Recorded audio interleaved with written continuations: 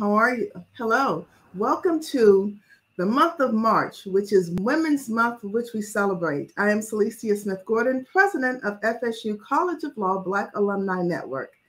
Today we have a dynamic woman who many of us know of, but tonight we get to know more about the one and only, the first and only Florida Supreme Court Justice, Chief Justice Peggy Quince. She is with us tonight to share stories of herself, what it was like to be on the bench and now post bench, and all the wonderful and positive things that she has done and is doing for women. We celebrate every step that we take, and we follow tonight the steps that Justice Quince has taken and will continue to do. So thank you, Marlon, for being here and for interviewing our one and only Supreme Court Justice, Peggy Quince. We cannot hear you. We just talked about this. May it please the court for me to turn on my volume. Please This do. is Marlon Hill. I am a proud graduate of the Florida State University College of Law, 1995. It's my esteemed pleasure to be here with you. From our living room to yours for the last 2.5 years, Justice, we've been speaking with each other through these 4 screens. But it's my honor to be here today with the first president of the FSU College of Law Black Alumni Network. That's the first history fact. And then we also have the first African-American Supreme Court Justice of the state of Florida. And she is here with us, coming to us. I'm not sure if she's coming to us live from the west coast of Florida, where a certain person came out of retirement to play football again. It says retired on her title, but I don't know. She's going to tell us what she is up to.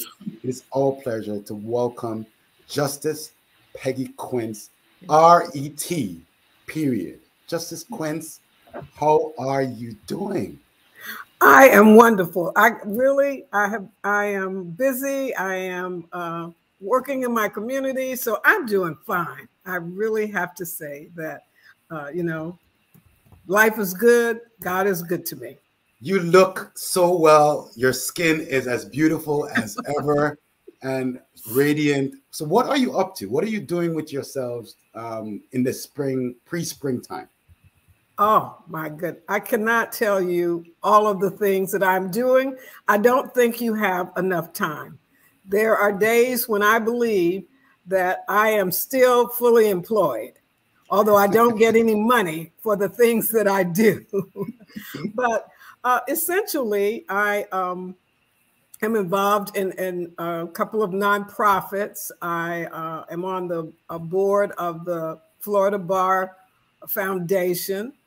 I am on the board of another nonprofit. I am on the board of PACE, Center for Girls. I follow the legislative session. I've been following the redistricting and doing talks about redistricting. I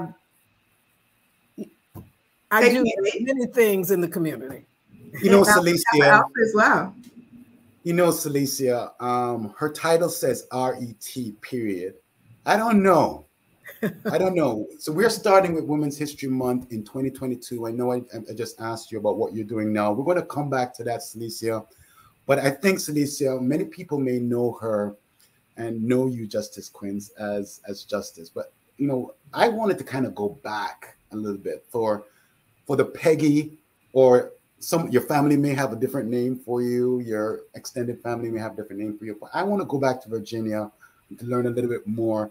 It's Women's History Month, so we need to know our footprints, right? Because you didn't just become a justice overnight. So what was it like growing up as Peggy in Virginia? All right. I grew up, as you said, in Virginia, in a rural area of Virginia outside of Norfolk, Virginia, Chesapeake, Virginia. My father was a single parent of 5 children.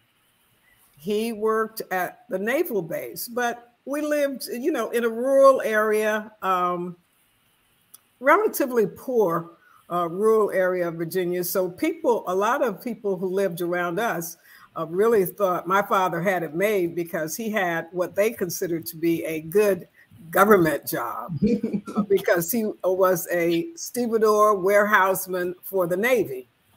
But he was raising 5 children essentially alone. But my father, who was not an educated person, had one theme in our household, and that was you had to get an education. Mm. He understood, despite his lack of having one, he understood that the only way you could get ahead in America was through education. So that was our job. We had to go to school and make good grades. What was the most important value that you think you took from your dad that you carried all the way with you up until your service on nonprofit boards and following redistricting today? I think the very fact that he put so much impetus on education carried through. All of my siblings heard the same message. Of the 5 of us, 3 of us, 4 of us actually went to college. One of my sisters decided that was not for her, but she had a good job and took care of her family. But 3 of us actually went to college, graduated from college, were good students.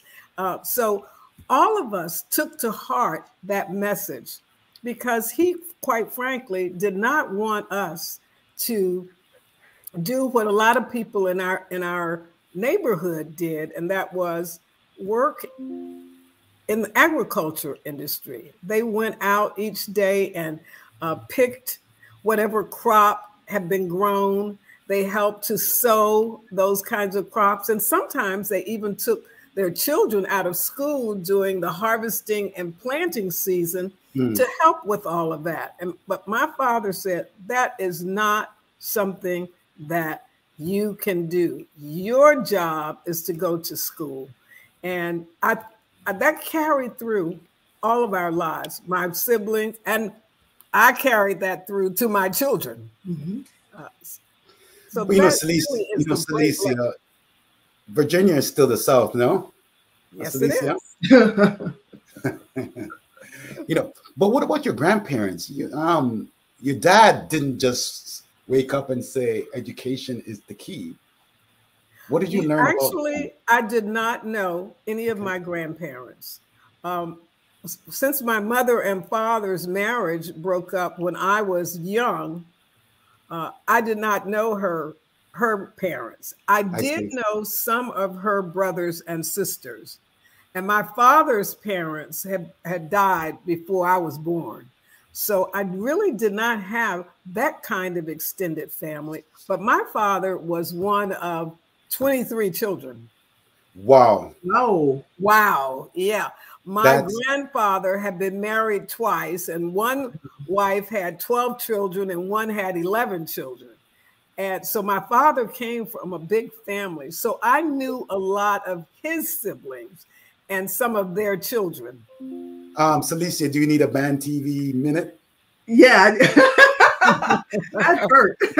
Just to think about that. Oh my gosh. That's a lot of children. But think about it. Some of those children were grown when my father was growing up. And so it wasn't like there were 23 in the household at any one time. Wow. But still, the woman who bared the children, wow. Yeah, 12, 11, that's a lot of childbearing. Wow. We definitely have to get you to do the Finding My Roots program, because there's some untold stories here that we are learning. And I probably don't even know them myself. Wow, What about middle school, high school? This is the South. What was it like growing up in that time? And what helped you to build your resiliency? Oh, Of course, I grew up during the time of segregation. I was 6 years old when Brown versus Board of Education was decided. But of course, as you just pointed out, I lived in the South. And what happened after Brown versus Board of Education was, of course, resistance to implementing the Brown decision. So I continued throughout high school to attend segregated schools. But one of the great things about my segregated schools was that I had teachers who cared about me, who cared about the other students. And they were determined that we would live up to our potential, that they would not fail. So there was, I don't know if it was happenstance or what, but they would call my father if they felt that I was not doing what I should have been doing. If I was in any way rowdy in school, they would call my father. And my father believed in the adage, spare the rod and spoil the child. And so I did not want my teachers calling my father. But these teachers were great mentors, That's right. Great motivators. They would tell you, you can do this. I expect you to do this. Mm-hmm. And so they propelled me from elementary school through high school to do the best that I could do.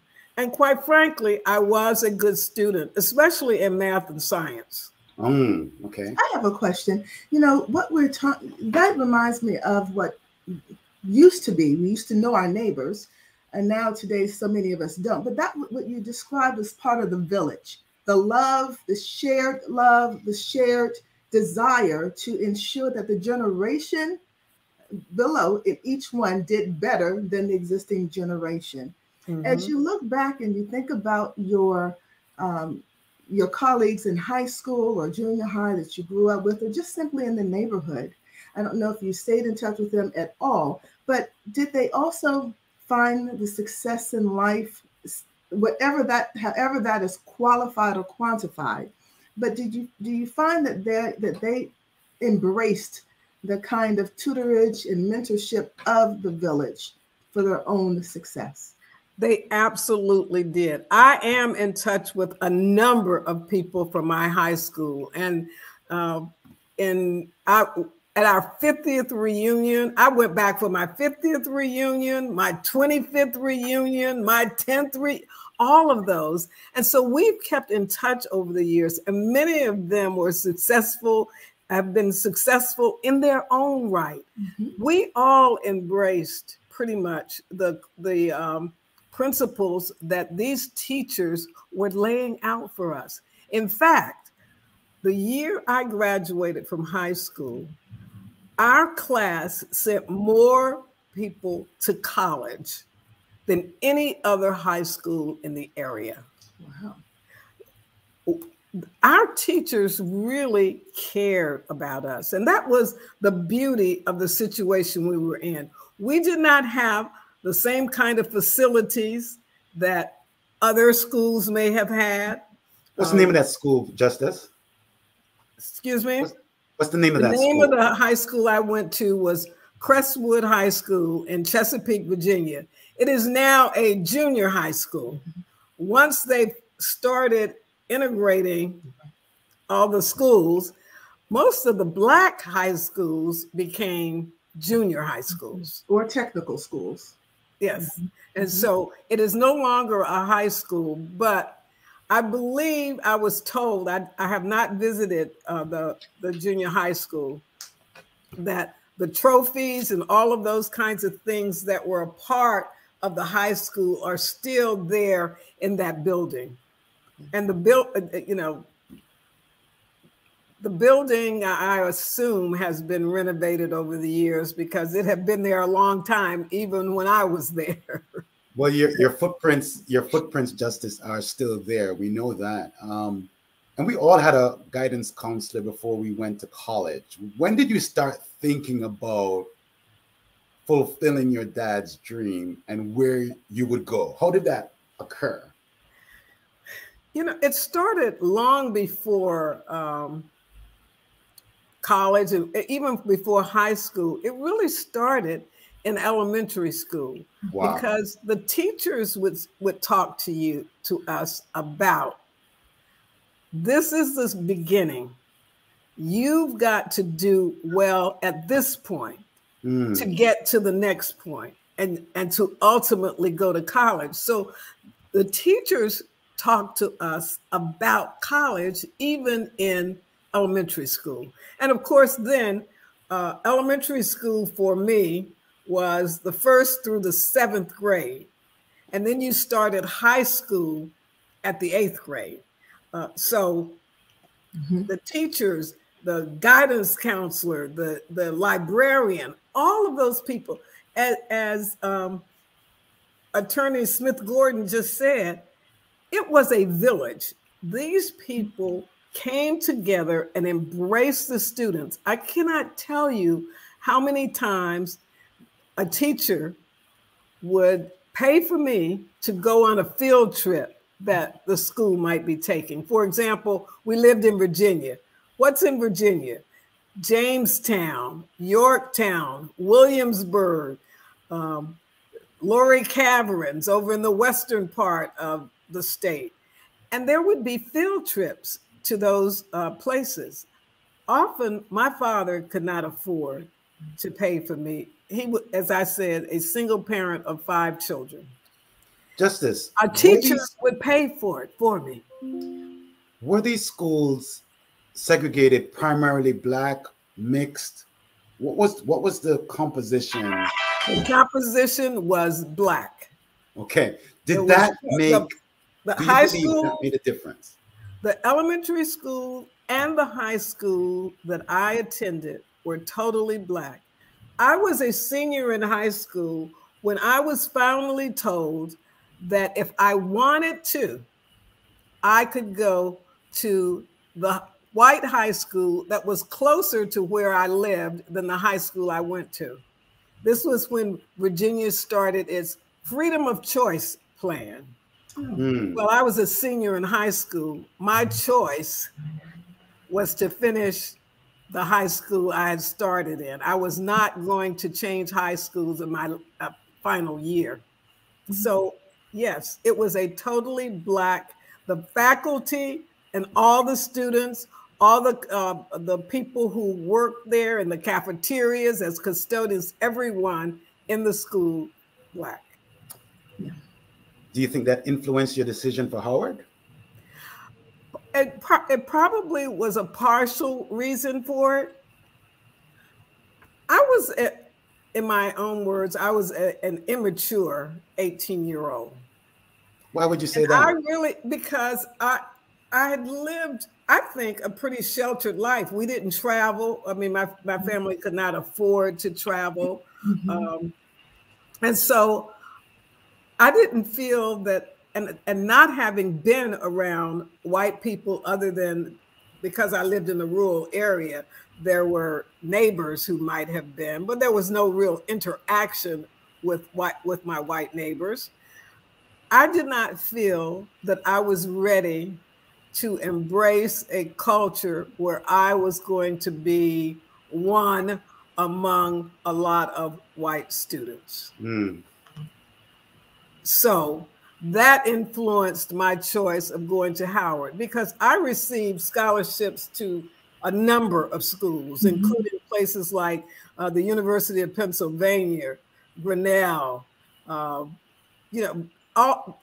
any number of schools. But I did not feel that I was ready, that I was mature enough to deal with the racism that I was going to face. You know, Cicely, I have a picture in my mind of a Peggy Quince entering Howard University in the late 60s. And I'm trying to picture the fashion and the hairstyle. Well, you know what? So let's explore that. So Justice Quince, when did you pledge AKA? And I still use the word pledge because that's what we did when 70. That's right. That's what years ago when I did it. So What I pledged in 1969. I was a junior at that time, and that's the year I pledged. All right. So there are pictures somewhere, Marlon. We're going to find them. So I want Justice. How would you describe Peggy on a Bison campus? What Ooh. the pledgee? I was just thrilled to be, well, first of all, I was thrilled to be away from home. I mean, because I never have really been away from home more than a week or so at any one time before. And so I was grown. I'm away from home. My father is not there to tell me what time to go to bed. And by the way, when I was growing up, bedtime was 8:30 p.m. From Sunday through Thursday. Only on Friday nights and Saturday nights could you stay up until 11. Well, you had a lot of brothers and sisters to get to bed as well. And the only reason you could stay up beyond 8:30 is if you had additional homework to do. So, and there was no television during the time you did your homework. So there was a lot going on in our country in the late 1960s, Justice Quince. What were you busy doing on campus during that time in our history? Well, I joined a couple of organizations pre-Alpha Kappa Alpha. In my freshman year, I joined a group called Angel Flight. And it was associated with the Air Force ROTC. And actually, you went through that pledge period kind of thing, even to join that organization. But some friends of mine and I decided we were going to do that since we couldn't join the sorority at that point. You had to be at least in your sophomore year to join a fraternity or sorority. And so to get to know other people, we decided we were going to join Angel Flight. And it was truly a great organization. And Angel Flight was associated with the Honor Air Society, which were the guys. And so we dressed up in a blue and white uniforms because it was a part of the Air Force ROTC on campus. And we learned to march, and it was wonderful. I even took courses in the detachment. I learned about Article 15s and court martials and all of that. It was a wonderful organization, and through which I met a lot of wonderful women and men. What was on your playlist back then, Justice Quince? Describe for us your vibe. What is your vibe? So what do you listen to? My what? Your playlist. What kind of music did you listen to? What was on your playlist back in college? Well, you know, Marvin Gaye has always been my absolute favorite. To this day, I love Marvin Gaye. And let's think about that. His What's Going On album is as relevant today as it was the day he made it, isn't it? Yes, it is. So I loved Marvin Gaye. I loved Donny Hathaway. Donny Hathaway and Roberta Flack actually performed a lot in Washington, D.C. during the time I was there. And they would come up on campus and perform. Any music from the 60s is the music I like. My children will tell you, and my children know that music as well as I do, because that's practically all we played in my house while they were growing up. Of course, I listened to that other music just so I knew what they were listening to. But my preference was music from the 60s and the early 70s. So the Temptations. The Temptations, the Four Top. Martha Reeves and the Vandellas. The Dells. You know, all of those groups were just wonderful. See, Marlon's too young to know about that. That's a real shame. That's when music was really music. That's right. That's true. That's true.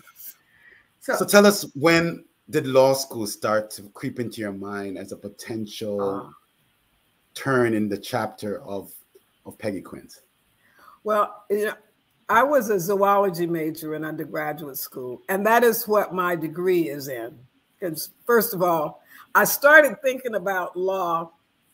I didn't know that before I graduated, but I could not afford to change my major. I had a scholarship for 4 years, so I had to finish college in 4 years because my father would not have been able to afford to pay for a year in college.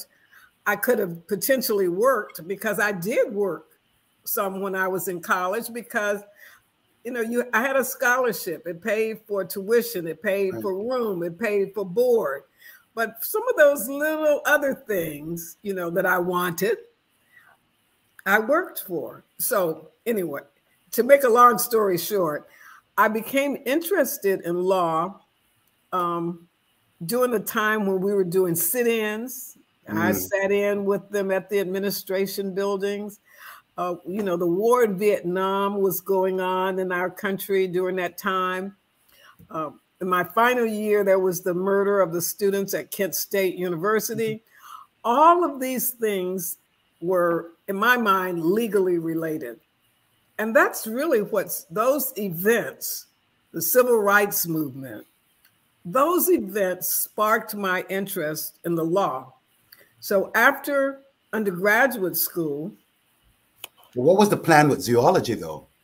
The plan with zoology was medical school. Okay. And in fact, after I finished school, I took both the medical entrance examination and the law school entrance examination because I was still a little wishy-washy about what I wanted to do. And I must tell you, I made a better score on the medical entrance examination.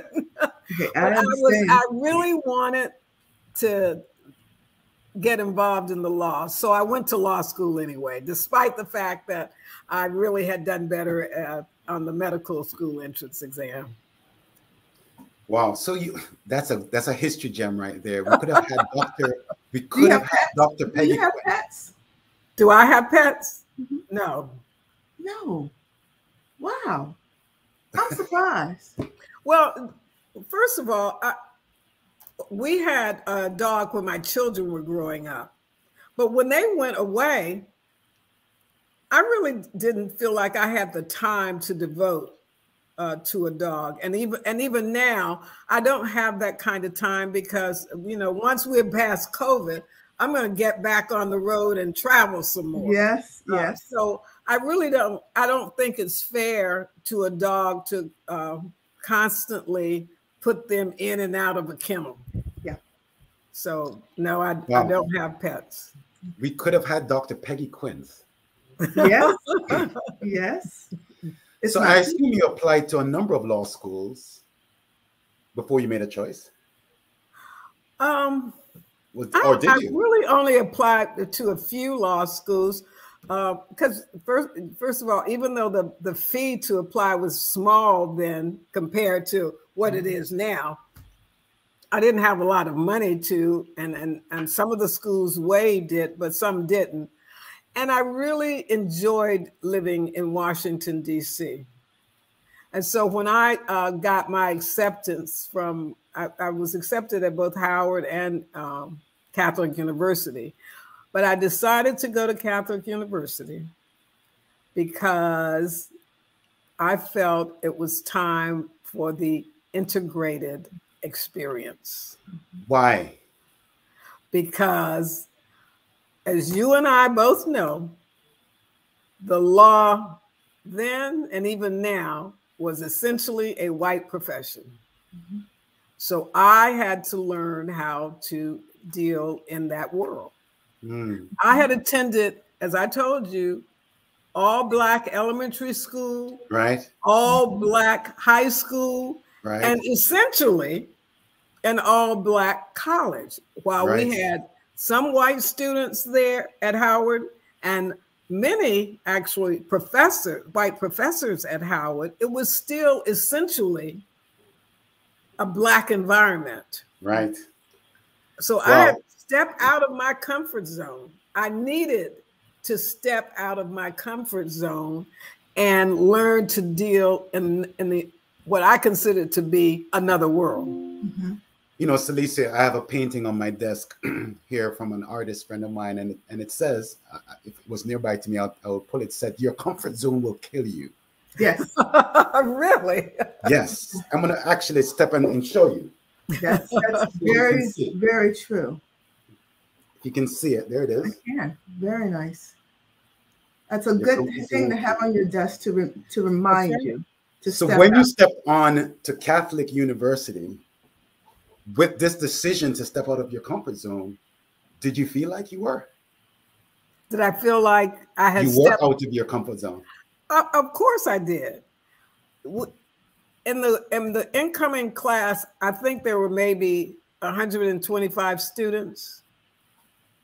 And of that 125, 15 maybe were Black. And of course, in the other classes, you know, the second year students and third year students, there were even fewer. Mm-hmm. So that was, I had come out of my comfort zone. I had never been in that kind of situation where I was truly the minority. What did that feel like?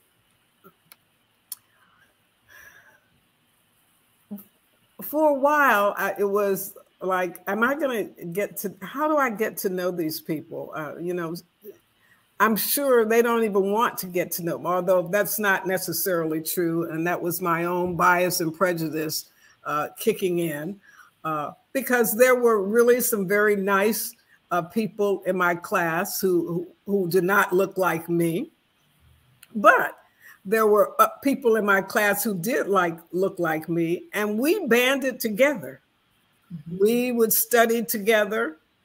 We would have parties together. And every now and then I would venture out to another kind of party. With the kind that I'd never gone to. Right. Yeah, the story of our life, going in and out. Yes. Going in and out.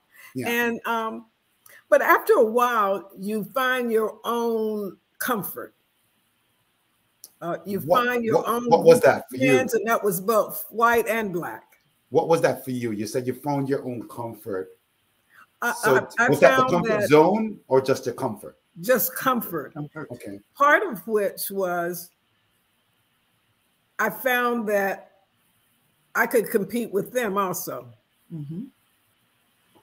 You know, especially after the first group of grades came out.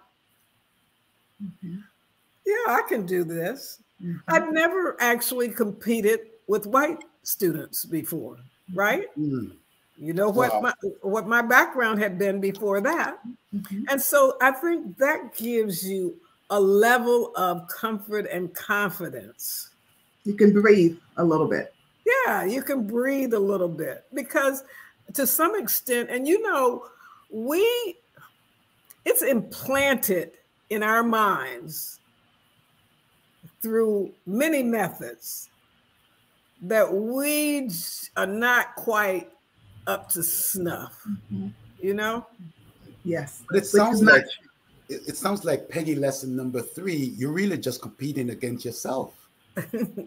Because you were competing against yourself all this time, and you thought that you needed to compete against something else when you really didn't. No, I really didn't. But you know, that's the way life is sometimes. And I found I was a lot more comfortable after my first semester there, because it was like going to any other school. Really. Okay. I mean, it's not quite like it. There's nothing like the law school experience and that Socratic method and all that. But I felt comfortable that, yes, this is for me. Yes, I can do this. So that's the kind of comfort that I'm talking about. I want to know, how did you never? I'm sorry. No, go ahead. In your law school class, were there other Black women? Yes. Mm-hmm. Okay. I believe, if I'm not mistaken, if there were 15 say there were 15 Black students, at least half of them were women. Do you know if they became lawyers or judges or justices? Actually, one of them was on, she wasn't on the highest court in New York, but the next down court in New York. And we were great friends. She lives in New York, and she grew up in New York and and she went back to New York to practice. I know of at least 2 other males who had been in my class who became judges. My husband, my late husband, was in my class, and so did he. He was a judge for a while, and then was an administrative law judge. So there were lots of people in my class. The Blacks in my class really did well. Mm-hmm. Were you involved in the Black Law Students Association and non-bar associations as well? Did you go in and out? I was involved with the student division of the ABA, I guess it is, and with BALSA. I was an officer in both of those organizations, and I always believed that you had to get involved. Yeah. How did you navigate as a Black woman then and even now? And I ask this question sincerely because last week I had some students ask me, so I'm going to pose this question to you. How did you navigate then being in positions or in environments where you really were not welcomed, but yet you still needed to succeed? How did you navigate that? Well, I guess you navigate it by doing what you need to do. You cannot let others define how you are going to act or even react. And so even though I may have known, and there were professors who let it be known that they thought there were people in the class who should not have been there. And I knew exactly who they were talking about. You can't let that define who you are or what you're going to do. And really, it kind of puts my back up to show them you are wrong. And I'm going to show you that this is exactly where I belong. And you did. she showed them, didn't she, Marlon? Yeah. So you can't always have a visible reaction to how people treat you, but you can have an internal reaction, which to me just makes you stronger and willing to go the extra mile to say, this is who I am, not who you define me to be. As you know, I know that you're familiar with the ABA, the American Bar Association study recently. It indicates that about 70% of our women of color are leaving the profession of law. Well, for me, that garners up some angst there. I'm not one of them, but it does, because it's troubling. How do you see it for Black women and the impact on our justice system if indeed the trend continues of us leaving the practice of law? Yeah, I think it's a real shame, but you know, we face every day, almost, it seems there's another battle to fight. You just look at all the statistics. What really drives me crazy is the pay inequity. Yes. They want you to do the work, but they don't want to pay you what the guy down the hall doing the same work is doing. They don't want to pay you what they pay you. I'm going to put myself on mute so we can have this conversation.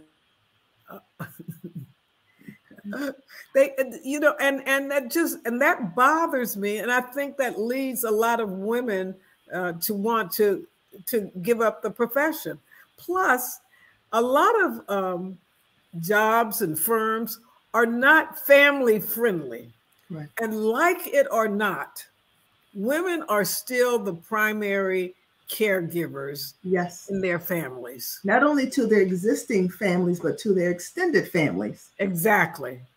And so the angst that you go through on the job, and then having to deal with all the other things in your life, I think that's what's driving women, Black women, away from the profession.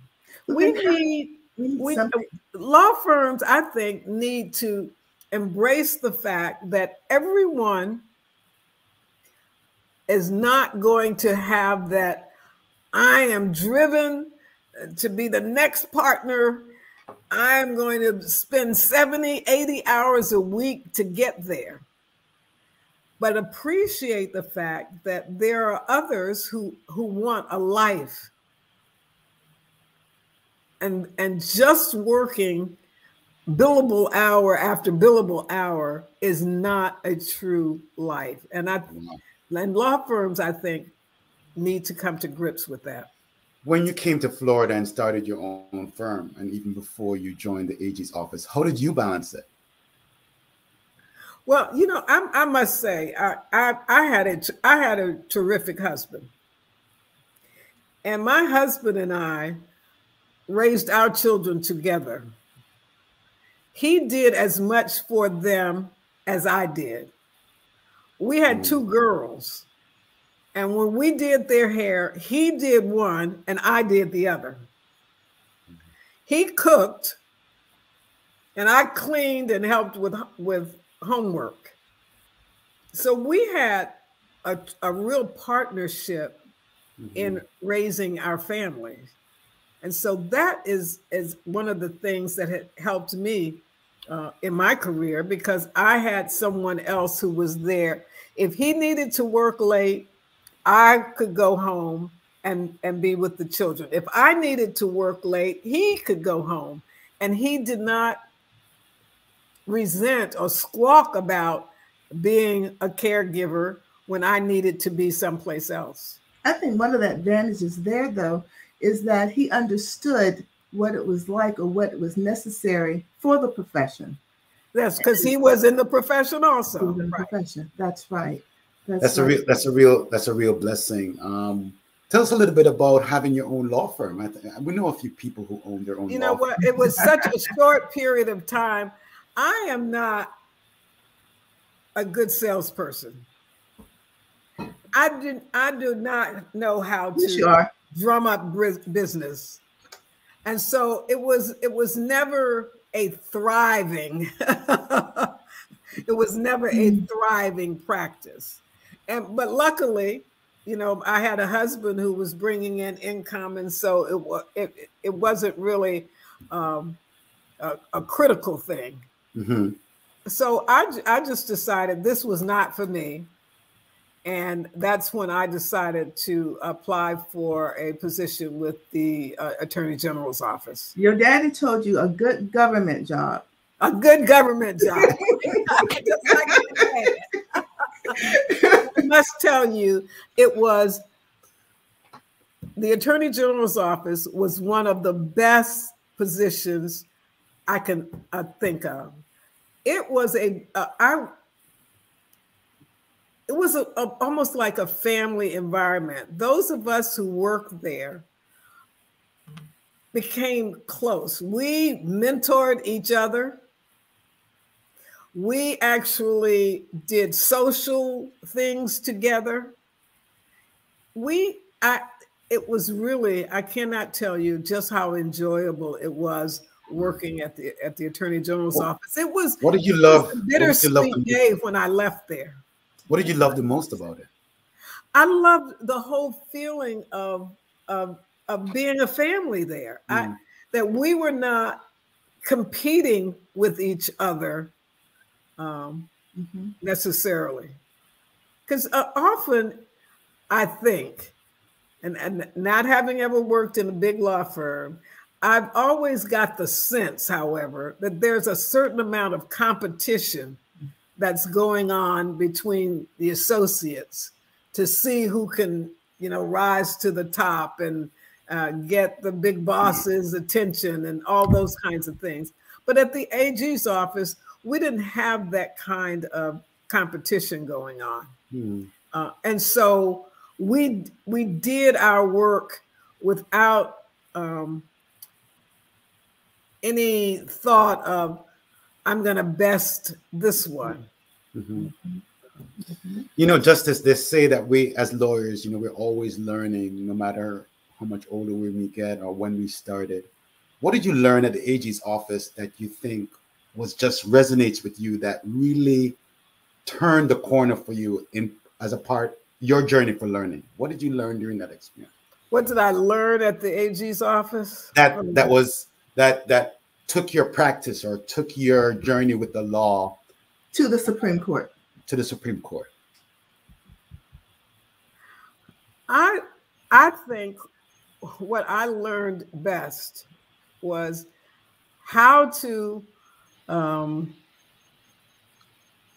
research and write and present that information in a cohesive, succinct manner so that the party reading it, that is the judges who read all the briefs that I did, knew exactly what I was saying, that there was no having to read between the lines.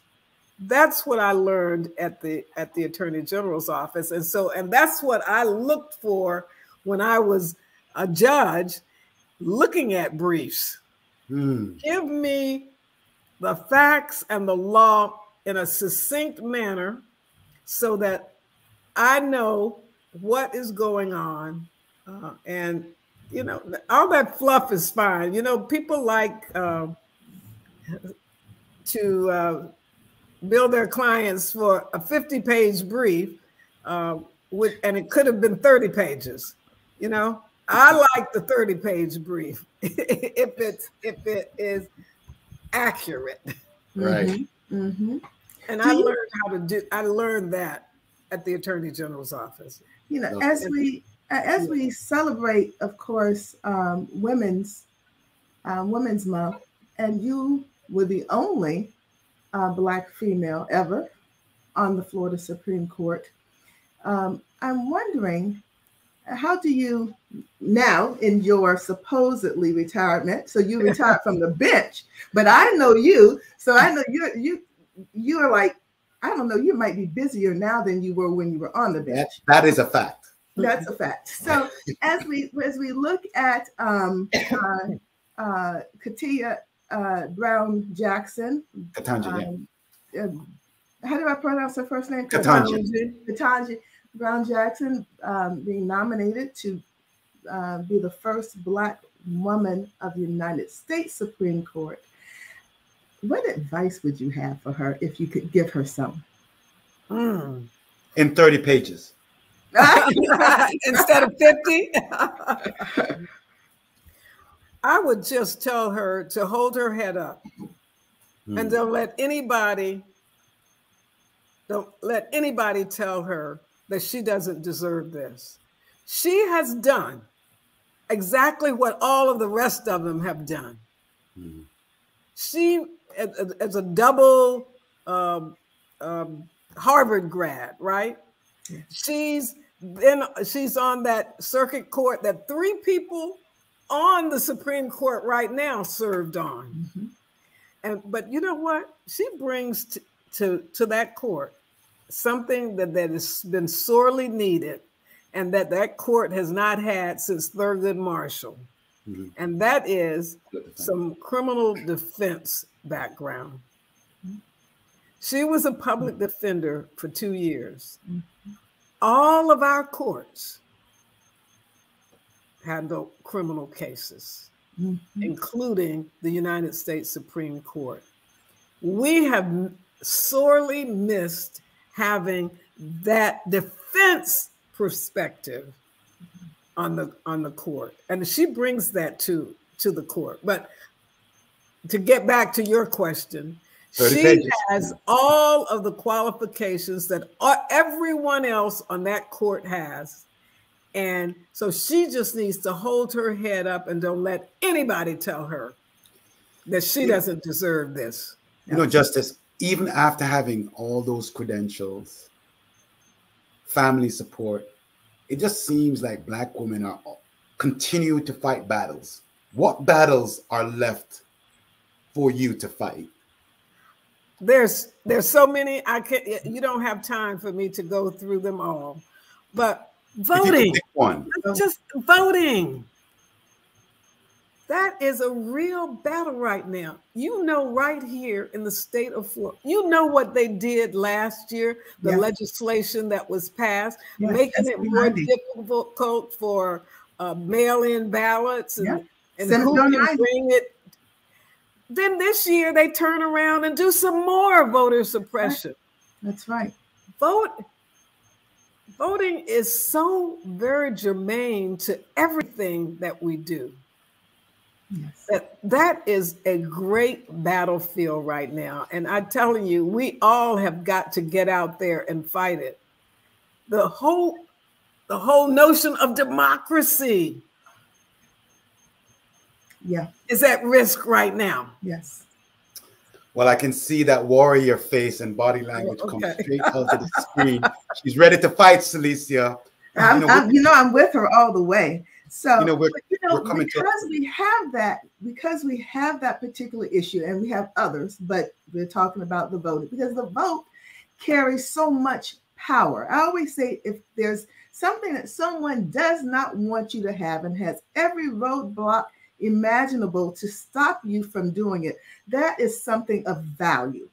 It is. And the vote is of value. But if we are knowing that, and we are Black women who are in the law, we are sisters in the law, we must retain us. We must find a way for our voices to be heard and to keep galvanizing and promoting others within the profession who are Black women. At every election, you have poll watchers. I did that in the last election cycle, both in the primary and the general election. And a part of those watchers are people who it's a legal team. Yes, that's been part of it. If there's an issue that comes up, they deal with those issues. We can help in that way. Absolutely. There is so much that can be done. We just have to have the will to do it.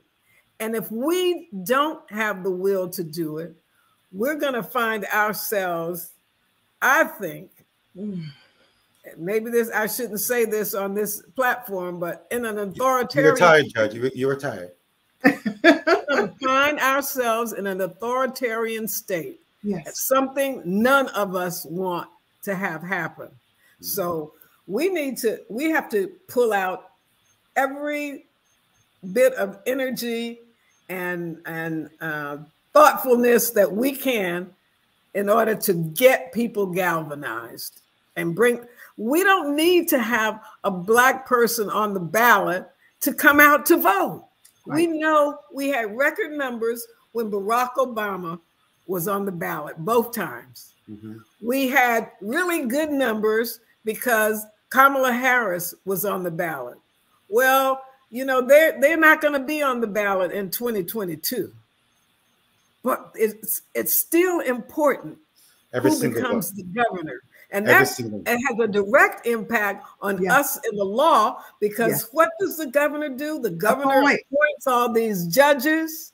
Yes, it is important that people understand that the ramifications of getting out to vote. How do we?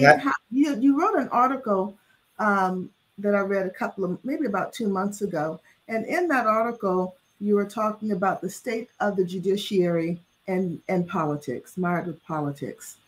Do you have any concerns? And if so, share what we can do about that, since we're talking about voting. And in Florida we have for the appellate judges the merit retention on the ballot, but many people either skip over that section for judges.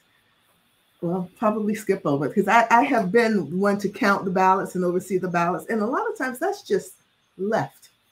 What do we do? How do we resolve this issue? Well, first of all, we have to educate people that, you know, how these judges get there. And it starts with for appellate court judges and Supreme Court justices, it starts with who is in the governor's office, okay? We have to explain that to people, that is who makes the decision about who goes onto those courts. We have to explain to people that, you know, just because, and in judges that you vote on, just because someone is a judge or has been a judge for 10 years doesn't necessarily mean you have to vote for them again. Right. Although for the most part, I take the position that if a judge has not done anything truly egregious, then you know, I will vote for them. But I think we have to really educate people about the kinds of decisions that judges make too. Not individual judges, but judges as a group. I mean, someone may or may not challenge the recent legislation about banning abortions after 15 weeks. Is it 15 weeks? It's 15 weeks. Okay. Someone may bring a challenge, a constitutional challenge to that. It may be important who's on the bench. Who's on the bench? Going to hear that. That's right. So, but people don't make those connections, I think, when it comes to judges. The governor does when he does the appointments. Exactly. So we have to do a better job of educating people. Even, for example, like last elections cycle, we had 6 constitutional amendments on the ballot, correct? Yes. I took it upon myself to analyze those 6 constitutional amendments, look at what were the ramifications of either a yes or no vote for those constitutional amendments. And I did presentations around the state about that, because people go in there, nobody. No, that's right. For the most part, what's on the ballot doesn't really help you to truly understand all of the things that is encompassed in that proposed constitutional amendment. And so I felt it was important that our communities try to have some knowledge of what they were voting on. For sure. So, you know, to me, those are the kinds of things that we as lawyers, yes, because we certainly can read those things and analyze and understand what would happen under what kind of situations, right? Yes. I think it's important for us to educate people on those issues. Absolutely. And not have them go into the booth and either not vote on them at all, but do any vote on them without any real understanding of what they're doing. Absolutely. You know, Cicely, you have wound up our justice. She is ready to, she is, let her loose. But we're winding down Band TV. It's been such a delightful conversation. Well, we have to ask her one thing before you close out. So I was about to ask one more last. I call her Ma Peggy, and so she is an avid reader. So tell me, what are you reading now? Let's see. I just finished. I can't even remember the Cicely Tyson autobiography, and I'm getting ready to read. What is the name of it? Why We Marched. It's about the the suffrage movement. Mm-hmm. And it's interesting because the lady who wrote it, I have chapters that involve Black people too, and we know how the white people, the suffrage, women right, didn't want at some point the Black people to be out front, and right. So they had to be in the back with Ida Wells, the back, all of that kind. And so I'm about to read that, and then I'm gonna read another one that's I just bought, that's called White Tears, Brown Fears, maybe. So I'm reading a few things. All right, I'm going to send you two. The one we talked about Bell and J.P. Morgan, and the one I'm currently reading is by Octavia Butler, called Fledgling. Now, Octavia Butler is a sci-fi writer, isn't she? Yes, she is. She is. So this is the third book I'm reading. That's right. Oh, okay. Yes. Last two questions for you, Justice Quince. What are you doing for self-care when you're not reading? I walk almost every morning. My sister and I get up and we walk. We usually are out the door by 7 o'clock. We try to walk 5 miles. And so we do that. We try to eat healthy, although, you know, I love food. But we try, you know, there's this thing, you're supposed to have at least half of your plate green vegetables. Right. So we try to do that. Well, what's your weakness? I really love peanuts and popcorn. I'm not a big chocolate person because I try to stay away from caffeine, and I don't really like sodas, but I do like potato chips and, you know, those kind of snacky things. So I have to keep that to a minimum.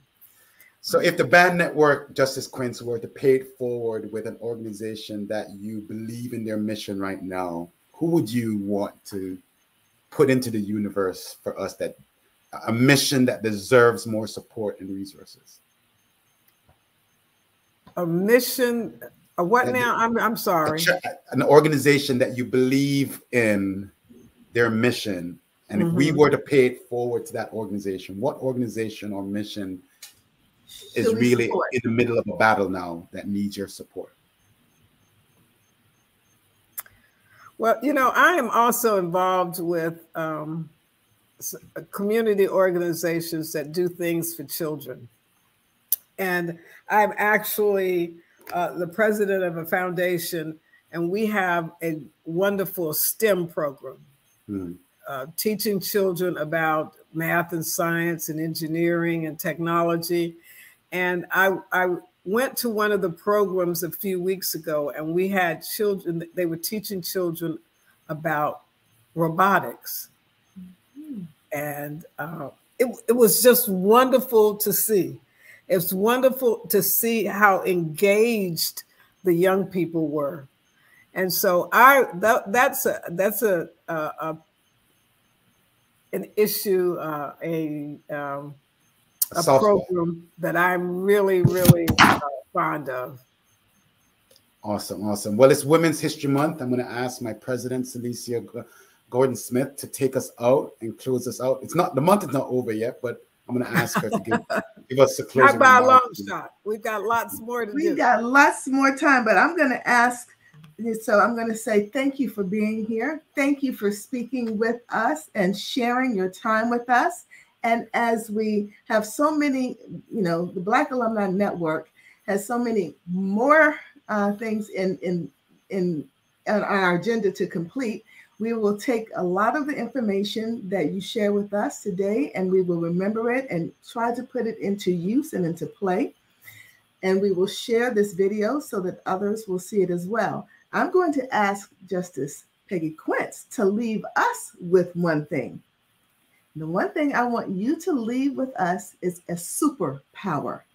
So if you could share with us and gift to us something that you think that we need to have, that's a superpower of yours, what would it be? I'm a superpower. A superpower. I get Well, I think what I would leave with you and everyone else is that you must think for yourself. In this day and age, people listen to too much stuff. News, supposedly news, but it really is someone giving their analysis of the news. And they are not, and so people aren't thinking for themselves. They take what's given to them, and that becomes their holy grail. Talk about it. People need to think for themselves. That's what I would leave. All right. Thank you so much. Period. Full stop. No semicolon. Drop the mic. There you go.